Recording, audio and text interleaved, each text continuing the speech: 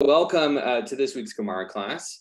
And we, in the previous sort of pre-high holiday series, we were really unpacking real sort of disagreements in the Talmud. How can we understand those disagreements? And since the high holidays, I wanted to take a slightly different approach. So see this as an experiment, see if this, if you like where we're going with this. And I wanted to take a piece of, just like we did last week, a piece of this week's Parsha and understand it through the lens of the Talmud a little bit, which I think should be really interesting. And you'll find, among other things, that this week's Parsha, I'm really just pulling at two main things, we'll find all sorts of like really intense, important mitzvot come from this week's Parsha. And I think it'll be interesting. We'll have a good conversation.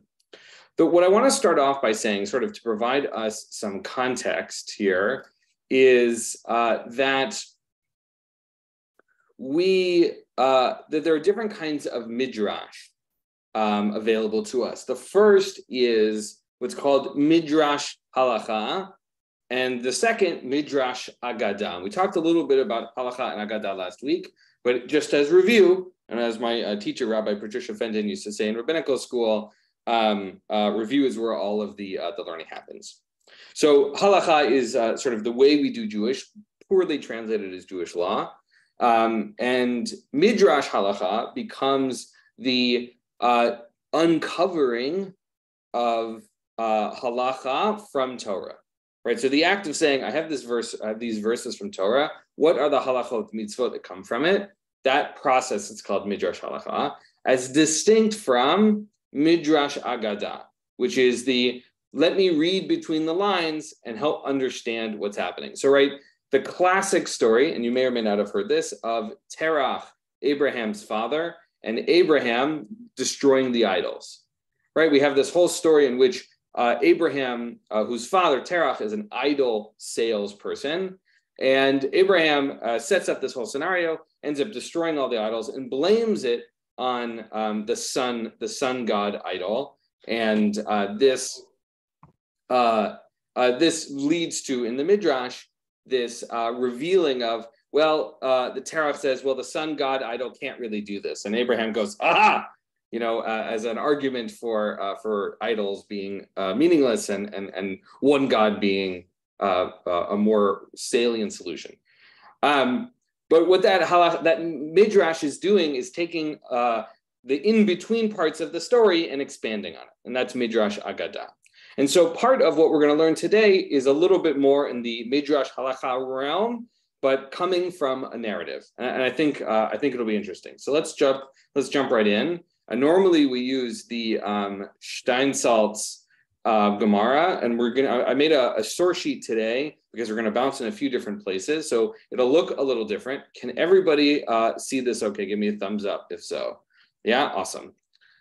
Great. I'm just going to change this so that I can see the chat and all those other things. Wonderful. Great.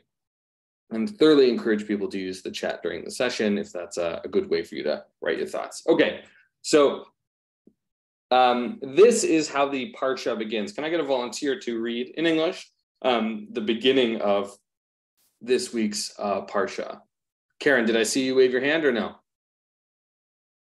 I really was scratching my head, but I can read. Wonderful, wonderful. That's what happens when you stretch right in the time. No, don't move. This is like they said for meetings, you have to go to the meeting, otherwise they'll make you the chairman of that committee.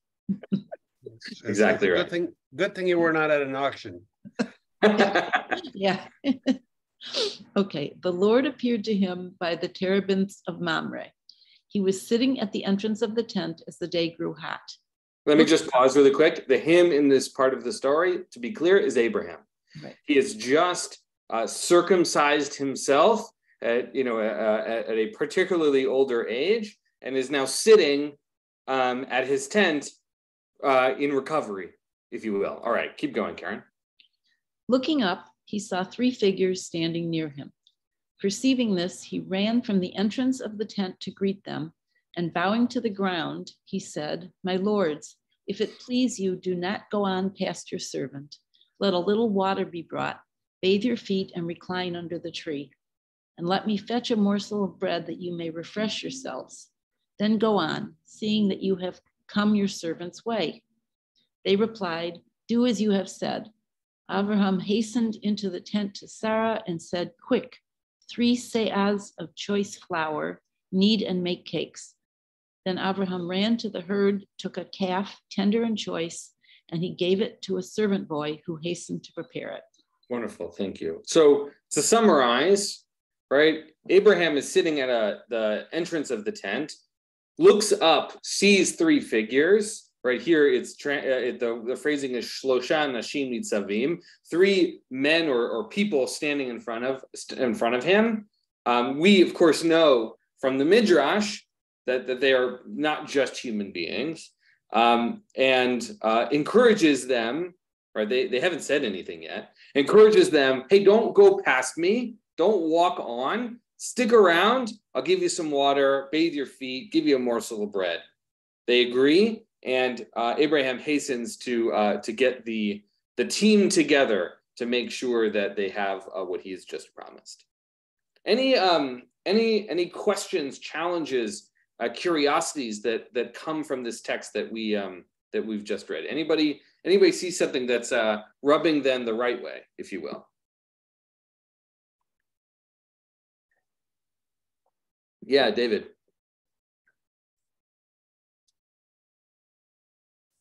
So the first thing that kind of bothered me a little bit about this translation is it does say Anashim in the Hebrew. So as far as we know, it's 3 men at this point. I think we do know from the story later, and maybe you're pointing out from the Midrash now, that these are the angels that each one has a task. But at this point, he sees people passing by, and he's offering hospitality to people, as far as he knows. And using the word figures kind of blurs that a little bit. So that's one thing. Before you go on, I'm going to come back to you. I want to just speak to that because I think this is a really wonderful opportunity for us to remember that every translation is an interpretation, which you've like really highlighted for us here, right? The word is anashim, and it's translated as figures. And so let's take a moment and unpack why that might be valuable.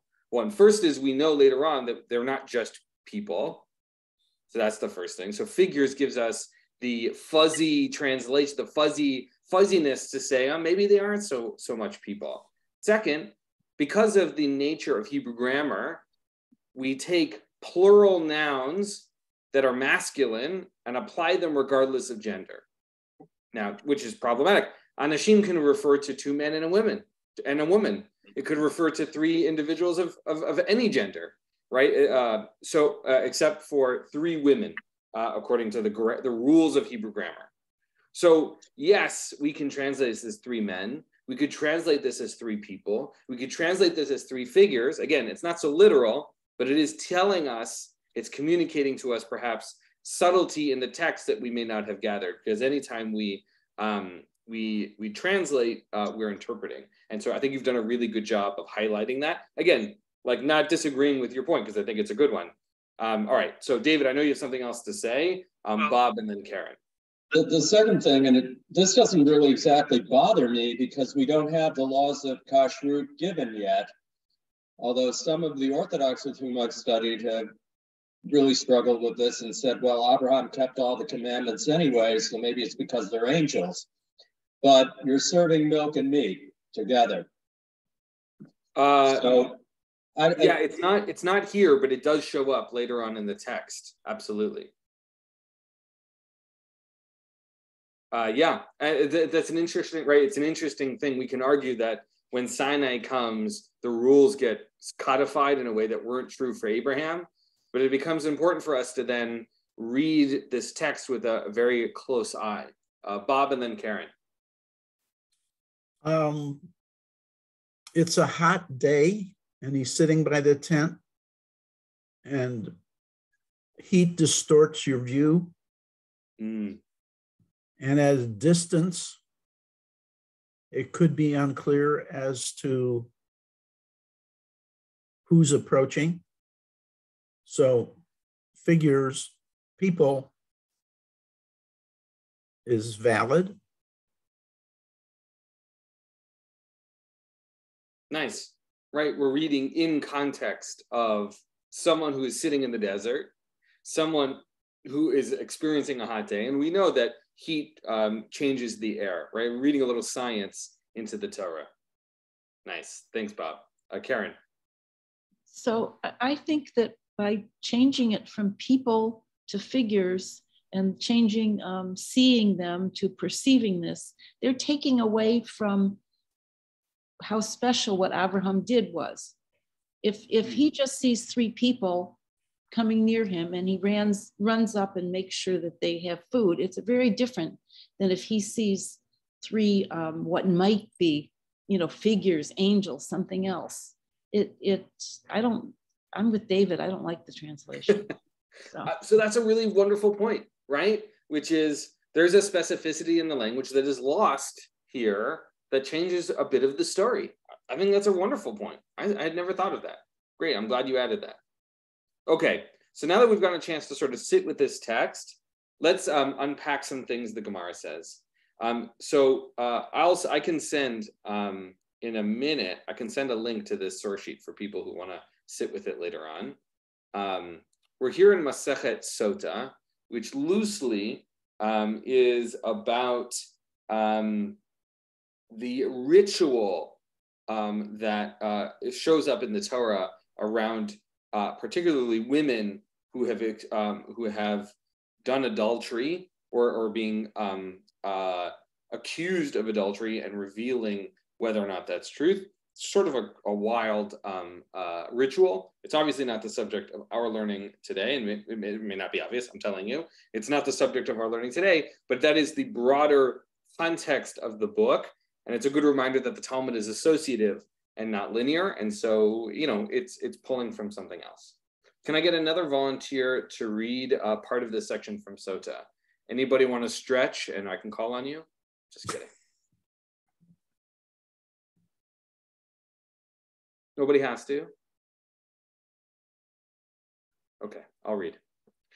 And Rabbi Chama, son of Rabbi Chanina, says, "What is the meaning of that which is written?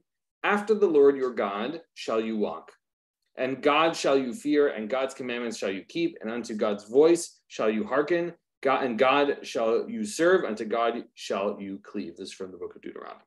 Right, so the Gemara is saying, Rabbi Chama in particular, we have this verse. What does it mean? Now, because one of the things I think is so important when we study Gemara, certainly as a group, is to make sure that we really understand the Aramaic here. And so I want to point out this phrase right here. Can everybody see that? Smai dichtiv. Mai is the word ma in Aramaic. So ma is the word for what in Hebrew. So mai is what. But it often is really introducing a question, meaning to say, what is the meaning of, or what is the source of, or how do we apply? It often introduces broader questions like that. And then dichtiv, the verb ktiv is the root for write, to write. And so the dichtiv is often used to refer to biblical text, although not exclusively. And so the question becomes, what is the meaning of what is written? And then it quotes the verse that it's asking about. And so every time we see my dichtiv or dichtiv, we should expect to see a quote every time. And so when you're studying Gemara another day, as soon as you see dichtiv or my dichtiv, you're going to start, your spidey senses are going to start to tingle, and you'll have a sense of what's coming next. Yeah, Ron. I take it that we're no longer talking about Abraham at this point, because somewhere it says that Abraham walked before God. And this is talking about walking after God. We're going to come back to Abraham. We haven't lost him yet, but that's a very good close reading of the text. So let's come back to it. Okay, the text continues. So what is the meaning of this source? But is it actually possible for a person to follow the divine presence? This is the Gemara asking itself. But hasn't it already been stated? For the Lord your God is a devouring fire, a jealous God, also from the book of Deuteronomy. And one cannot approach fire. So let's just stop for a moment and unpack what the Gemara is, what theological claim the Gemara is making, which is we have this instruction, you should walk after God. You should be like God. Do what God says you should do. God's the one you're serving. And then the Gemara says, well, is this really even possible? God is like a fire, and approaching fire is dangerous.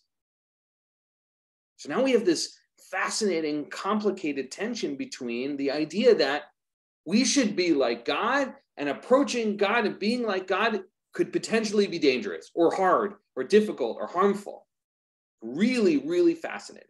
So we need to understand, how do we do that? Right? God is, and again, the fire, we can imagine the burning bush, although of course the burning bush was not really burning, it's its own thing, right? But this sort of overwhelming fire. So Rabbi Chama, the son of Rabbi Chanina, explains, rather, right, we should not understand the meaning of our original verse with this second verse in Deuteronomy. It means that one should follow the attributes of the Holy One, blessed be God. And he provides a number of examples, right, the rabbi.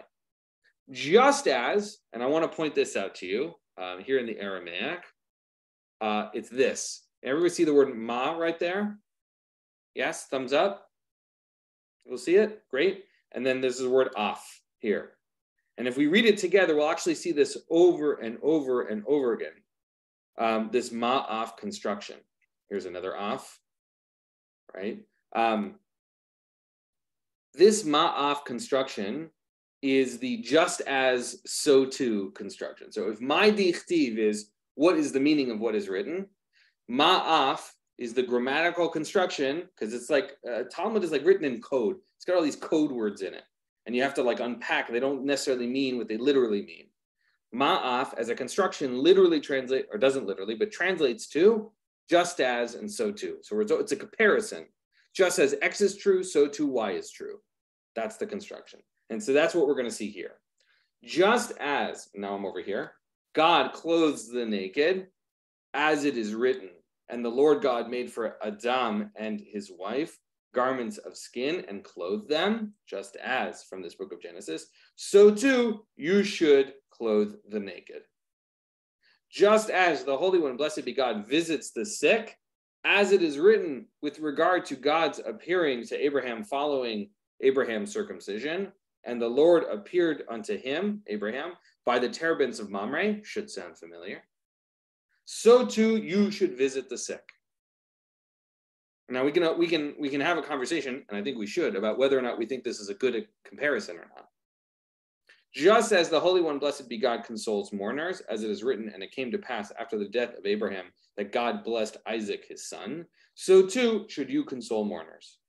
Just as the Holy One, blessed be God, buried the dead, as is written, and he was buried in the valley of the land of Moab, so too you should bury the dead. So we now have a series of comparisons of what we should do because God does something similar. Yes, Ron.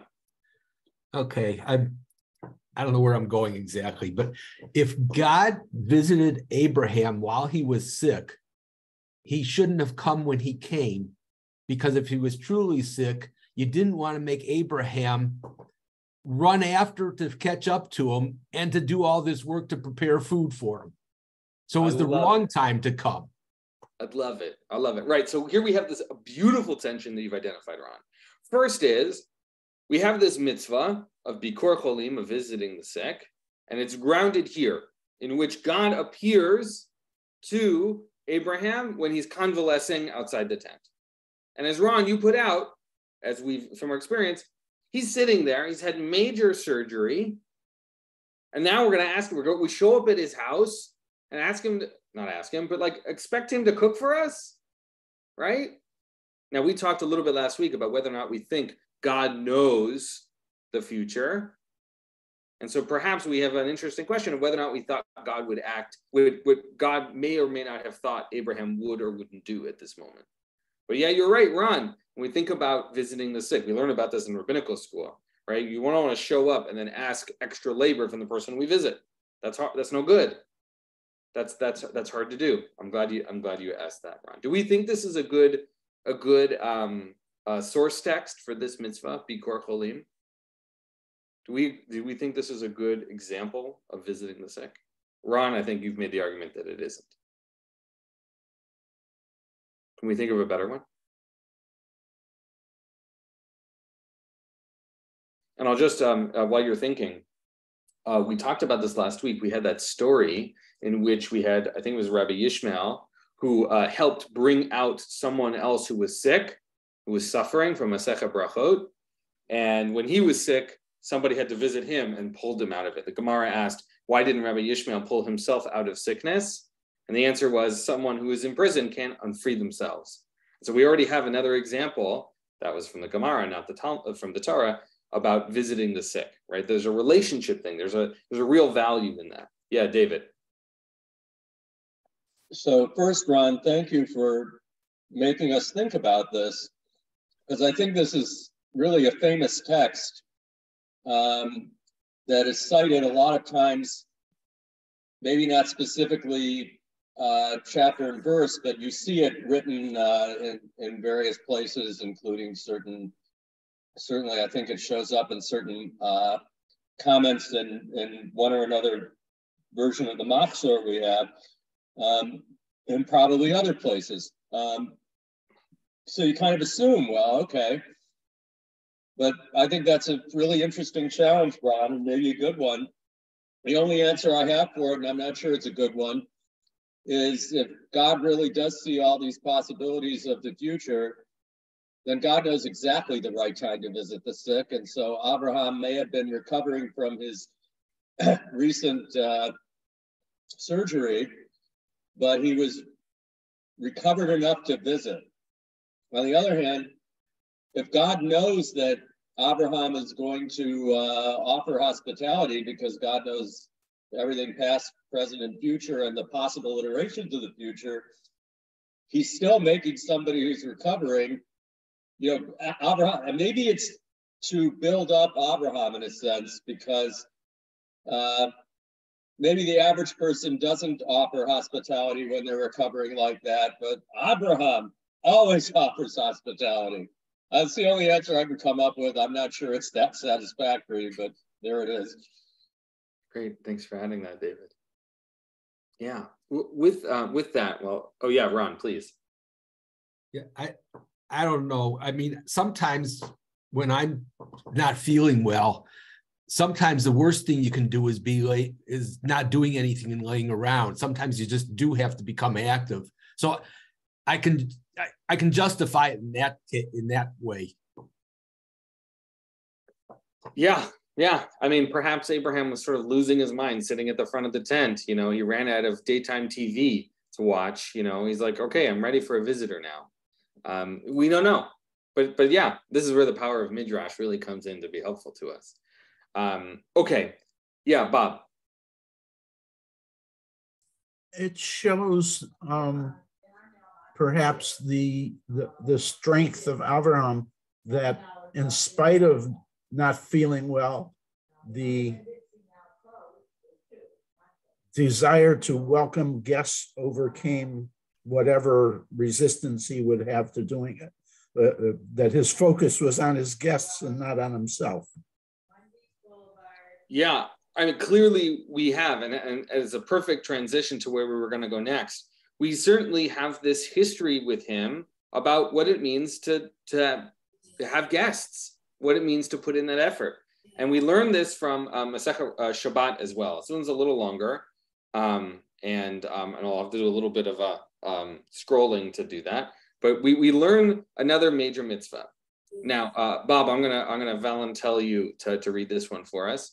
The context I want to give is that the discussion we're having in this tractate of Masechet Shabbat, which is about the rules of Shabbat, certainly, is about whether or not we can move baskets of produce on Shabbat, right? If there's some potential restriction, the previous sections are all about moving objects from place to place. The question is whether or not we can do so on Shabbat.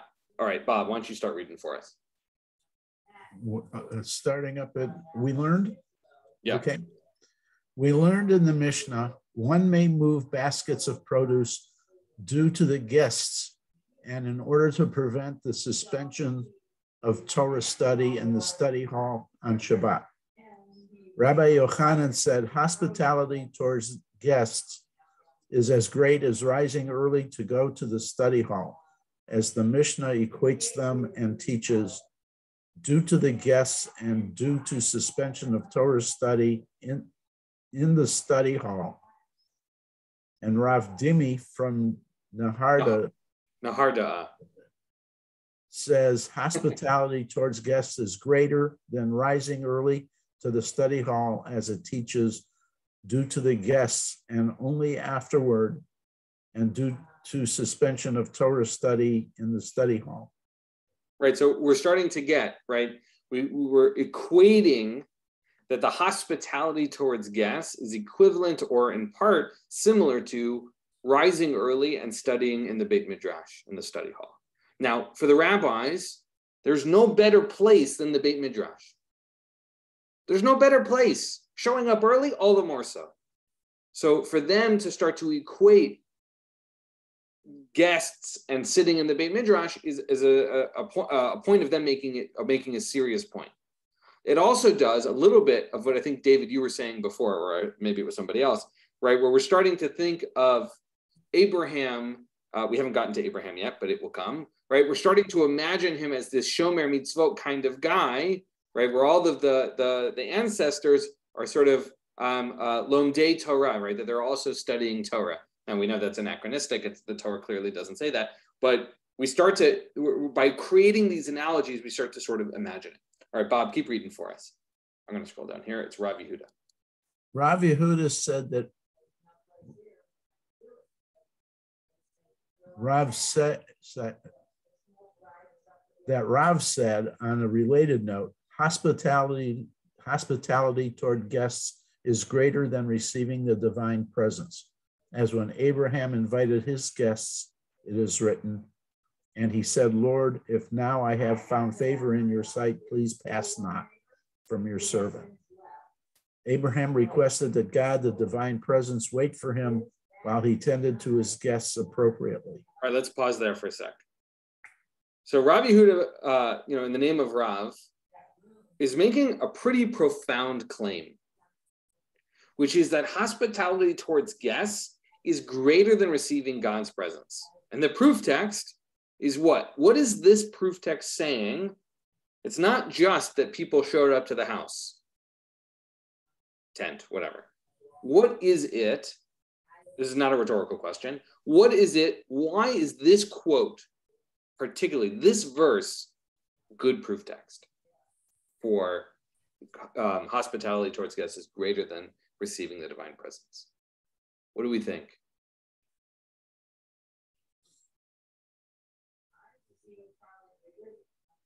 Yeah, David.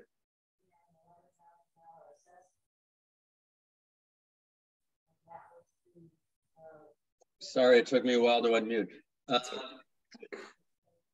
guess it's a different reading of the passage than I more or less had all along, but it doesn't necessarily seem like it's an illegitimate reading. What he seems to be doing is separating out the very first clause and saying that Abraham already has the divine presence there, and that the three angels aren't synonymous with that.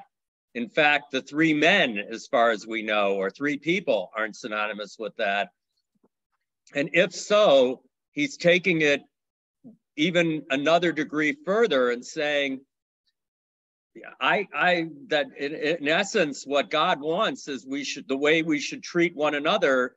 It comes even before dealing, in other words, you don't say, I'm either going to ignore people that might be passing by who might need hospitality in the heat of the day because I'm in the presence of the divine presence. Rather, what God wants is you should even say, okay, divine presence, just wait a while. I know you want to talk to me, but I see people who need, on a hot day, I gotta deal with them first. That's more important than, and presumably it's more important to God than God's own divine presence being there. Yeah, Karen, but before I go to you, I think you've made a great point, and I want to just do a revisit of the original source text for us to see, right? The Lord appeared to Abraham, right, at the Alone Mamre, and Abraham, right? So God appears, and then Abraham looks up and sees three figures. If we look at the order of operations here, God is present, and then three figures show up. To which we then have to ask the question, where did God go? Or God in those three people, showing up, which is certainly how figures, depending on the commentary you read, is certainly suggesting. In some cases, we talk about angels or whatever. Right? So we have an interesting tension here. Karen and then Ron. Okay, so it really bothered me. Like, where did he tell God to wait? So I went back also to the original text. Good. And this major midrash, I guess, because in Hebrew, when it comes to 18:3, and he says, "Vayomer Adonai imna," yes. So he's saying to a single person. That's where they get the midrash that instead of talking, he wasn't talking to the three people. They're taking it back to God. So it's funny. The automatic system in Sefaria took the word Adonai, which the commentaries all say does not refer to God, and changed it to Adoshem, which is fine. No, you're right. Karen, you are accurate. Oh, right. I'm in Sefaria, but my Sefaria didn't change it. So yeah. I did it because I try not to print anything with God's name, and I changed the Hey Chupchik. But you are correct. This doesn't say Adoshem, it says Adonai. And again, this is just like the algorithm not being able to tell the difference when I switched it, which is, it says Vayomer Adonai, right? And here, my lords, Adonai could be, with no vowels, you could read it a bunch of different ways, right? So here, your point is exactly well made, Karen. I'm not disagreeing, right? You're absolutely right, which is, we've got this funny turn of phrase happening where that Abraham is referring to these three figures as Adonai, right? One person or more than one person, using language we use, when we don't say the word Hashem, right? The name, we say Adonai, my Lord, right? And we have this funny tension happening that occurs here as well. Really, really wonderful. Close reading of the text, Karen. Ron. All right. I've always looked at verse 1 and 2 in 18 that you were just looking at. I've always referred to them and said, this is a case of the Torah saying the same thing twice. And I've always read it as God appeared to Abraham as these three angels or three people. And it could either be the E and the J, two stories, or it could be that it was really one thing and it's saying it twice, because the Torah does that a lot of places, especially in poetry, where it says the same thing twice, two verses in a row. So I've always looked at this as that was the same thing. It wasn't two different occurrences or two different things. Yeah, I think, right. So are people familiar with what Ron is referring to with E and J? Is that familiar to people? Yes, no? Okay. So there is a theory called the documentary hypothesis that argues that the text of the Bible itself, of the Tanakh, or really the Torah, is 4 separate authors and an editor. And that 2 of those authors, E and J, there are 4, E, J, P, and D. E and J represent 2 different streams, and they're recognizable by the use of Elohim and Hashem, and the use of those, the tetragrammaton, right, the 4-letter name of God.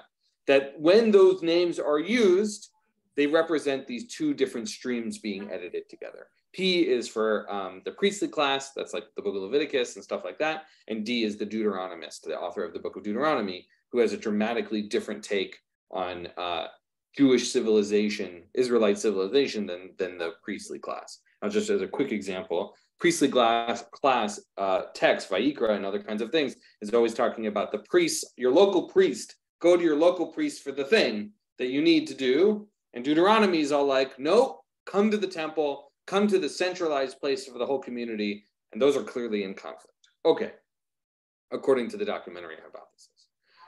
So to the point, Ron, that you're making, which is, are the first two verses the same thing or not? It's not a clear answer. I can make an argument for each. However, the source text for the mitzvah, the argument that that guests, honoring guests, is greater than the divine presence, is not in the first two verses. It's the third. My lords, if it please you, do not go on past your servant. Right. So in part, David, you made the argument, right? Hey, God, I'm going to put you on hold for a sec. I got some people here. Right.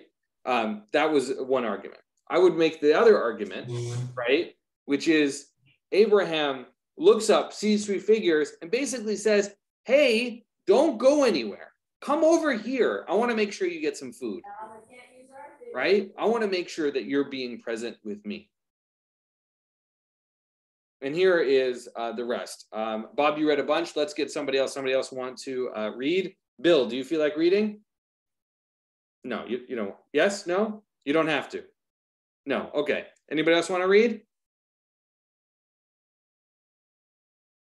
That's okay. I'll read if you want me to. Sure. Where do you want me to start? Start with Rabbi Elazar. Rabbi Elazar said, come and see that the attribute of the Holy One, blessed be God, is not like that of flesh and blood. The attribute of flesh and blood people is such that a less significant person is unable to say to a more significant person, wait until I come to you. While with regard to the Holy One, blessed be God, it is written, and he said, Lord, if now I have found favor in your sight, please pass not from your servant. Abraham requested that God wait for him due to his guests. Right, pause. So this is the end of the thought. There's another thought that comes afterwards. We'll read in a second. Right, so here, Rabbi Elazar is making a classic comparison, which is actually, there's a difference between what a person does, a flesh and blood, person, and what God does. A flesh and blood person, right, has the complexity of class and significance and power, in which it is uncomfortable for us to say to someone who might be more important than us, hey, hold on a sec, I'll come back to you. Right? If the president showed up to my house, it really doesn't matter who I'm on the phone with. They can probably wait. The president of the United States is sitting outside my house. That's an attribute of flesh and blood, according to Rabbi Elazar.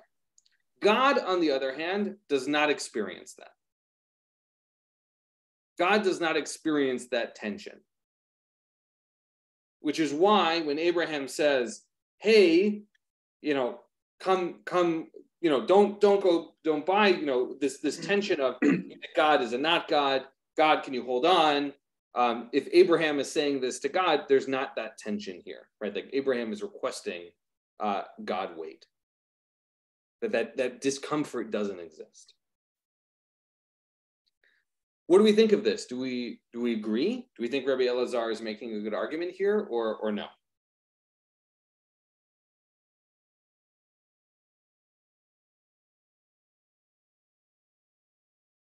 Yeah, Karen. So Abraham didn't get punished for doing it. So I guess the argument is that it's okay because the proof text. Right. Not only did he not get punished, he got but the whole reward of him having a child shows up as a result. Right. And we think of him as the sort of the preeminent example of hospitality. So dafka, right? Not just no punishment, but praise. I want to read this last paragraph because we see similar like quotes in lots of places, including often in the beginning of a version of this at the beginning of davening. It's in one of the reading sections after the blessing over Torah, and it says, Rabbi Yehuda bar Shela said, that Rabbi Asi said, that Rabbi Yochanan said, right, the same Rabbi Yochanan we heard from before.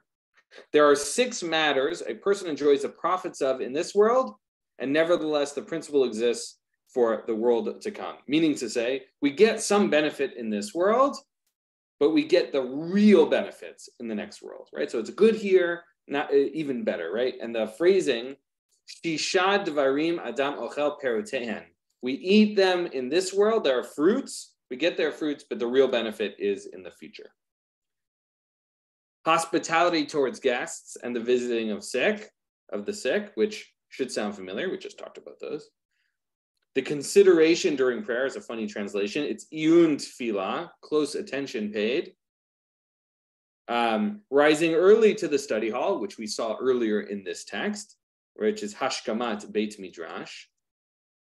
And hamigadel vanav l'talmud Torah, and one who raises their, I tried to change all the genders, but who raises their children to engage in Torah study.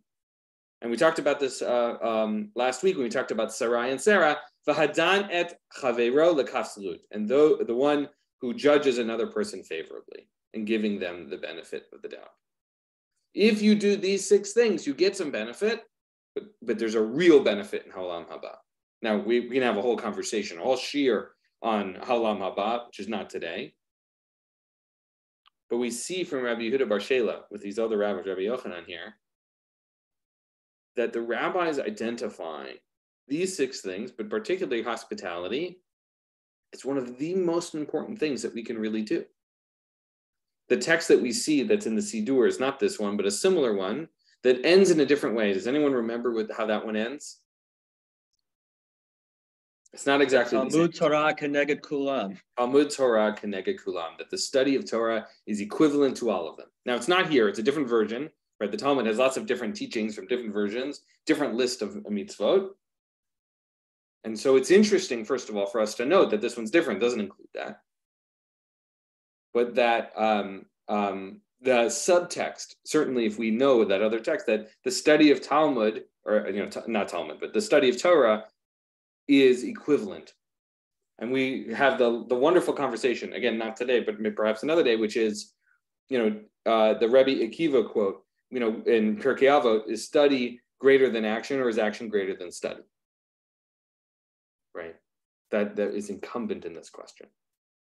All right, I have one more text I want us to learn before we conclude, which I think is so fascinating. And you'll notice I added all 7 verses at the top because the Gemara, these various Gemaras each go sort of the verse by verse. So now we're in Bava Metzia. Bava Metzia is in the Seder. There are 6 Seders, 6 orders in the Talmud.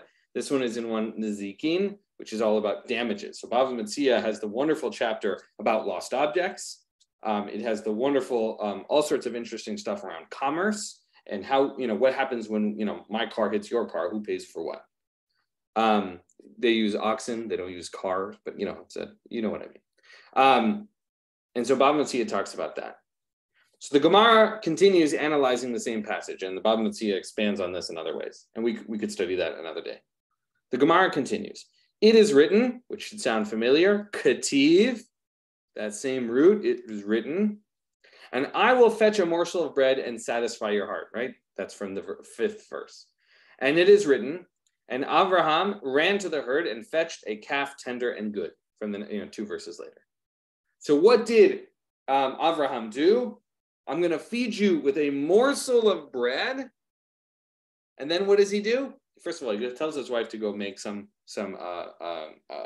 buns, food, whatever, breads, cakes, and then runs to go get a calf, to get meat. Rabbi Elazar says, from here we learn, mikan, that's the word, from here. We learn that the righteous say little and do much, and the wicked say much and do not even do a little, or do even a little. Now, again, a version of this exists in Pirkei Avot attributed to Rabbi Shammai. Why is Rabbi Elazar using this story as an example? Why does this source inform what Rabbi Elazar says?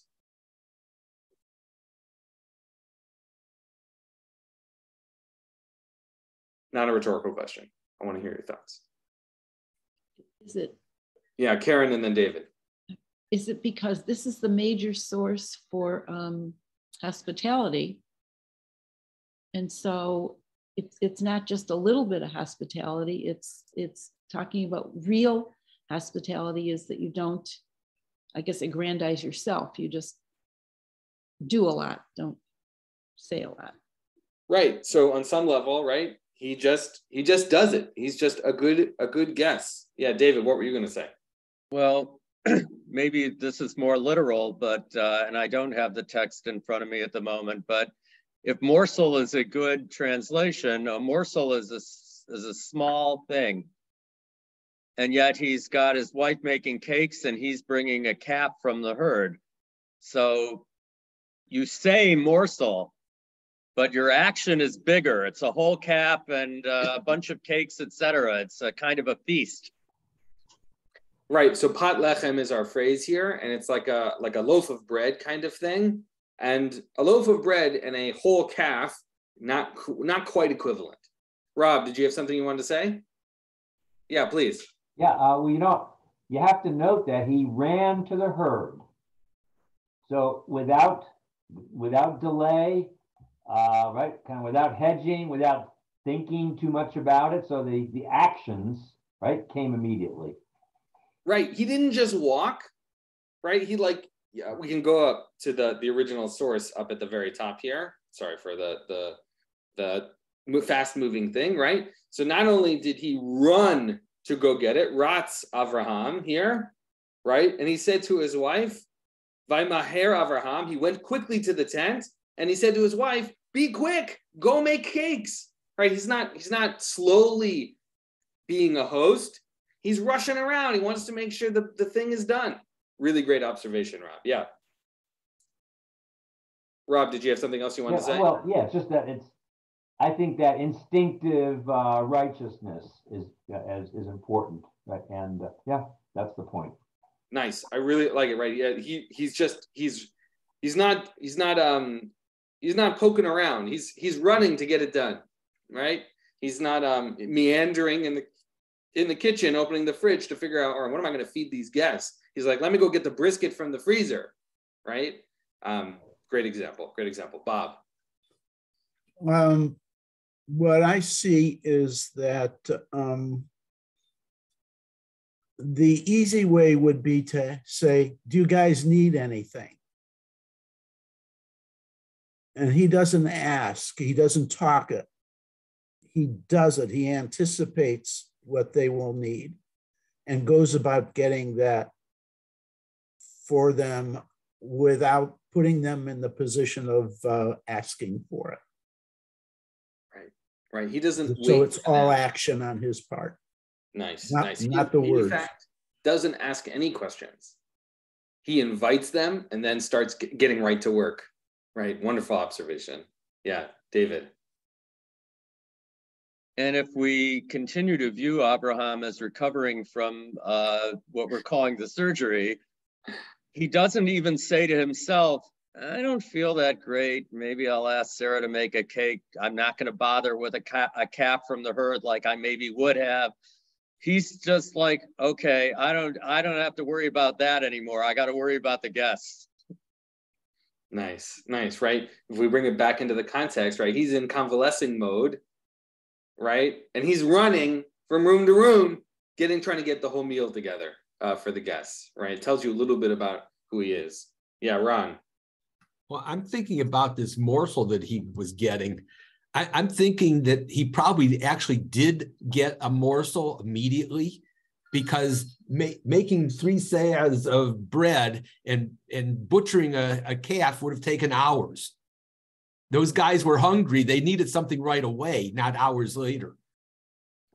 Nice, right? We're getting hints that this was a multi-course meal, a morsel of bread to start, a little something to whet their appetite, appetizers, sandwiches, right? Little finger sandwiches, and then we got the whole rest of the meal, right? Again, I'm adding all sorts of extra details that are clearly not there, but yeah, Ron, that's a wonderful point, right? They're in the Midrash according to Rabbi Jeremy. right. I'll take it. So here we have Rabbi Elazar who's highlighting, which is that Abraham, as an example of a righteous person, is not promising to do something and then not following through. he under promises and over delivers. This was something we talked about at the RA convention this week. Was one of the themes, right? It's just he's just doing it. He's not offering all sorts of explanations or qualifications. He's just getting it done. He's going big. He's already home, so he can't go big and go home, right? Now, the flip side of what Elazar is saying, and we don't have to spend a lot of time thinking about the wicked, but they're doing the opposite, which is that they're talking a big game and then they're doing very little about it. Rabbis love a good dichotomy, and here we're seeing that. Our speech and our action say something about us, right? It's not enough to say, right, I'm going to do something, and then I'll fall through, I'll do part of it, whatever. No, Rabbi Elazar is saying to us, go do the thing you don't worry about promising. Go do good things. Do a lot. Go above board. There's a great Rashi on a phrase, it might actually be in Bava Metzia, about the phrase lifnim mishurat hadin, going beyond the letter of the law. Now, in the literal translation, it's the line, going before the line of the law, but it translates to going above and beyond the letter of the law in our English phrasing. And what the example is that we learned about this a few weeks ago. It was before the high holidays. Was the section on returning objects that are lost, right? And the thing is that you should take care of yourself first, right? If you lose an object and someone else loses an object and you find them both, the Gemara says, and we looked at this a number of weeks ago, take care of yourself first. What Rashi says to that section is, yes, but to a point. If you only stick to the rule of I got to take care of myself first, you're going to end up needing other people to help you, and no one's going to help you. And I think that applies here as well, which is it's not about what you say. It's about how you act in the world. It's about the good you create. It's about the effort you make. It's not about what you say. Intentions don't really get you that far. What you do matters. And I think, and sort of as we come to our last few minutes, I think that's a really powerful lesson. Certainly, I think this week, but we shouldn't probably talk about the news. But that that when we walk through the world, what we do matters, right? What we say matters. We talk about creation. When we say things, God spoke and the world came into being. But we're not creators like God. We're stuck with our actions. So our actions matter. What we do matters. And we should put up or shut up, I think is another way of saying what Rabbi Elazar is saying here, right? Say little and do much. All right, with that, I'm going to stop talking. Anyone else have anything else they would like to add?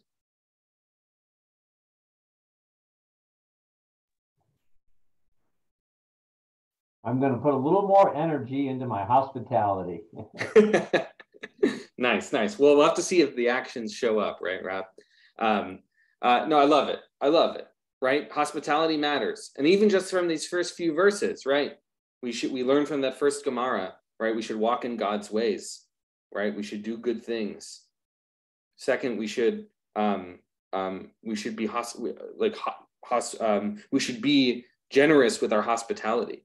Right? Not only that, we can remember that human beings are made in the divine image. So it's okay for us to say, God, hold on, I've got a little bit more of you showing up at my door. Right? There are people here. They represent you. They deserve my attention. And lastly, that we should really make the effort. We should go above and beyond. I want to remind those that in about a month or so, I'll be coming to visit you at B'nai Yeshurun, December 16th through 18th. We'll be doing a number of different teachings on Hanukkah, and I'll be giving the sermon that week. And so I invite all of you to come, and if you can't come, to tell somebody else. I know I got an email from someone about it, And while I won't be there in person on Thursday, I will still be teaching on Thursday Gemara. So you'll see me digitally on Thursday, and then in person Friday night, Saturday, and Sunday morning. And if anybody has any questions about that, make sure to send an email. According to my notes, you're also teaching our Torah study on what parsha is it? Vayeshev. That morning, on Shabbat morning. I'll double check with Rabbi Foster, but I believe that to be true. I have his list. That's why I know. Right, there you go. I'm glad you added that. I think that's everything I wanted to tell you. I hope all of you have a wonderful Shabbos. And before all of you leave, what I'm going to do for us here is, if you're interested, I'm going to drop this source sheet in the chat. So if you want to open it up, look at it on your own, feel free to do that. And have a wonderful Shabbat, everybody.